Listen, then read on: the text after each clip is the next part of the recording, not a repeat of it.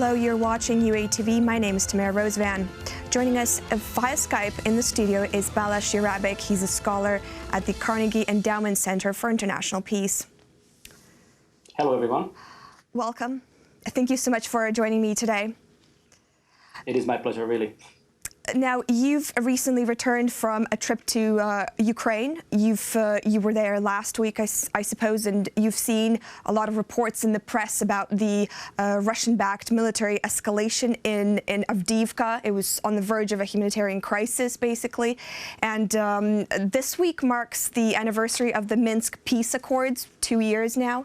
Now, we've seen a lack of ceasefire despite these Minsk Peace Accords. Now, how successful and what kind of strategies do you think the Ukrainian government is currently doing as a result of a lack of ceasefire and these Minsk Peace Accords?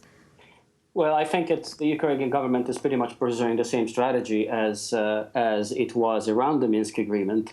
I think it was very clear that the Minsk Agreement, both the first one and the second one, was signed under quite extreme pressure, and essentially both of these agreements' signature and the Minsk negotiations were preceded by Russian regular troops direct engagement of Russian regular troops around Ilovaisk as well as around Debaltseve, respectively, in the first and the second Minsk agreement. And this obviously was a direct, not just a direct engagement of Russia or Russian aggression, if you like, but also it's a kind of pressure to make sure that Kiev is signing those Minsk agreements. Now, I think from the very beginning, Kiev and the Ukrainian society is supportive in this, is saying not only the Russian pressure behind the Minsk agreements, but also things that this is a Russian agenda, and obviously Kiev is fiercely fighting for the status quo. Which means they're not willing or perhaps not even capable to reintegrate Donbass in the current circumstances. And I think what we have been seeing is going around, but it's the fundamental structure of the Minsk agreement. Kiev developed the security-first approach, which is obvious, even if we would say that there is a sequencing, which the Russians as well as the rebels deny, of the Minsk agreement. The security clauses comes first, and the political clauses comes following the security ones. And Kiev has a very good argument that neither the heavy weapons are still there, Russian presence is still there. Military presence are still there. And the big question and the big elephant in the room is the Russian-Ukrainian border is not under Ukrainian control.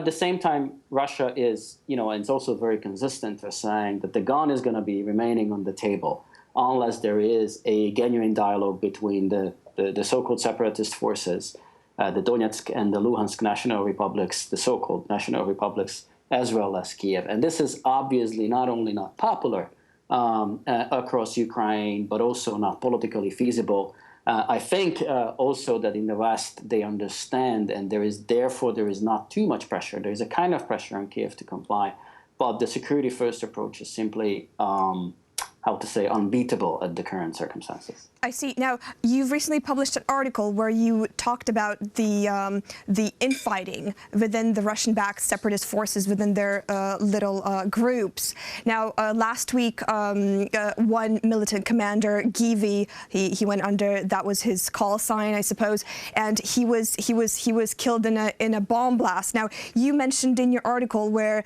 you say that these ranks, insurgent ranks, are regularly cleansed, most likely by their Russian overseers. Very, very strong language there. What do you think is going to happen next? Basically, you have more than almost a dozen militant commanders killed. Well, I think there has been a strategy indeed, which I can hardly imagine that there wouldn't be either a slight understanding, approval, or direct engagement of the Russian authorities. Also because now I think it's pretty clear that there is a command and control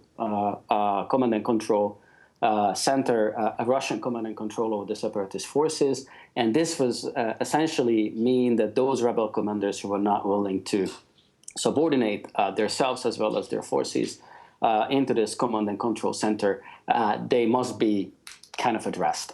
And I think this is the way how essentially Moscow is addressing this issue. I think it's very important to add that this has been, the Command and Control Center has been started essentially since the Malaysian plane was shut down. According to the, it's a huge tragedy, but at the same time, from a purely military viewpoint, it was a mistake.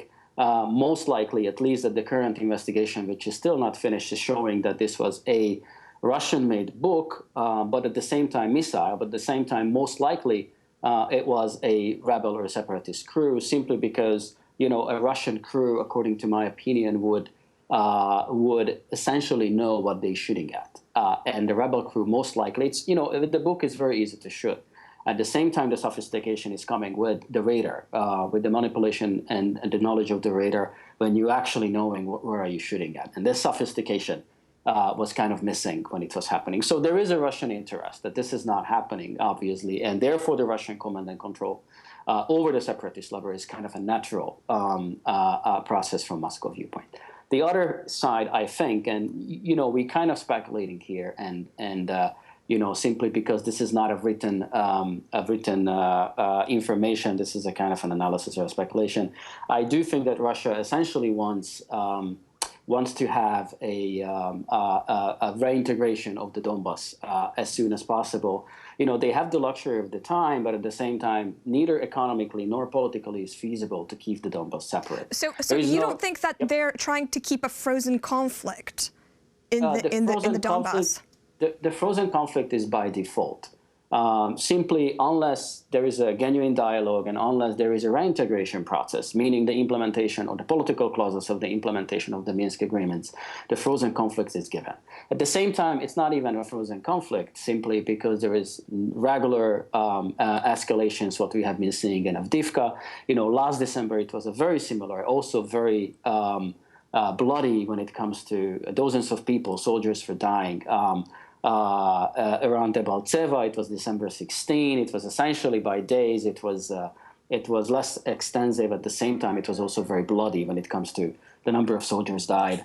So these kind of flare-ups are regular in the hotspots, and those hotspots are known. There is simply no firm front line, and therefore this conflict cannot be fully frozen. But let me go back to the original point. So the Russians essentially, unless there is a genuine process, they want to keep the current situation. They bankrolling the separatist republic. At the same time, they obviously want more loyalty and more subordination, which also meaning that if there would be a reintegration, and it's a big if, process between Donbas and Kiev, then essentially they want to prepare the ground that there are the political operatives, or the bureaucrats, if you like, are staying and not the uncontrollable military commanders. And that's what we're saying. Just to interrupt you there. So now that we're talking about these flare-ups in these hotspots, in your article you mentioned that one of the reasons why these flare-ups might happen is because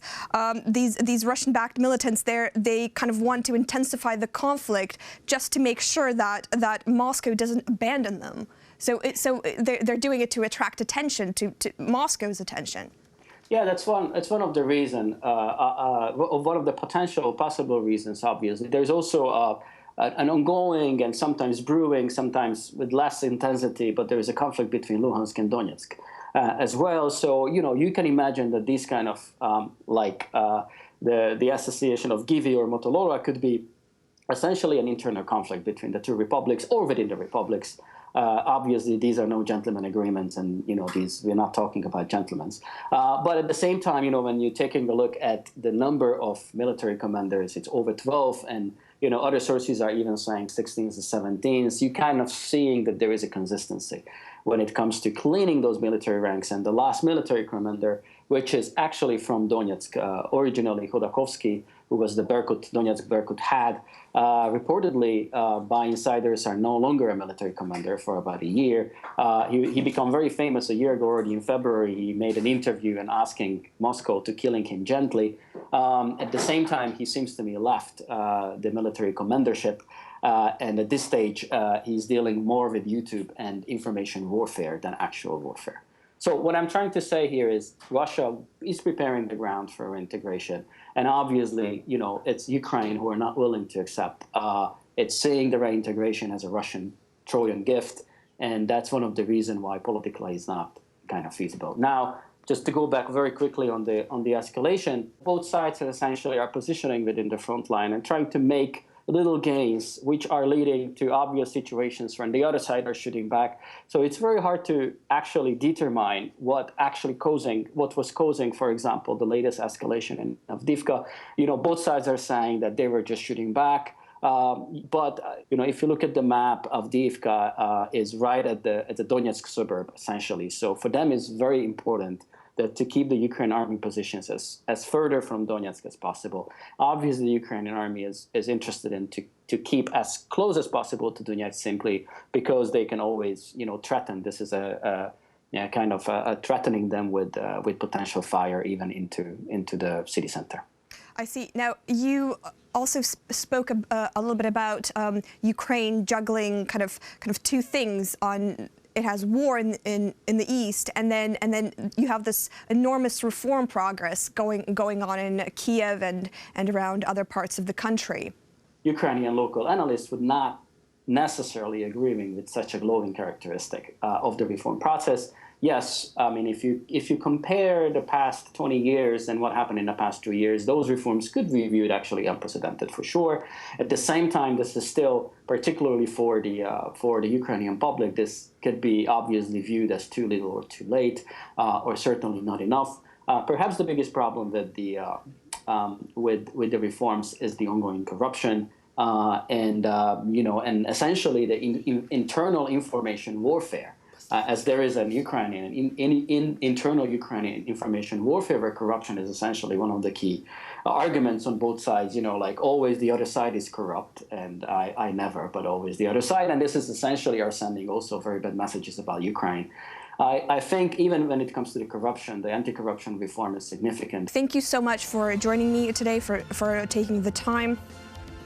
Thank you. It's really my pleasure. Thanks for having me.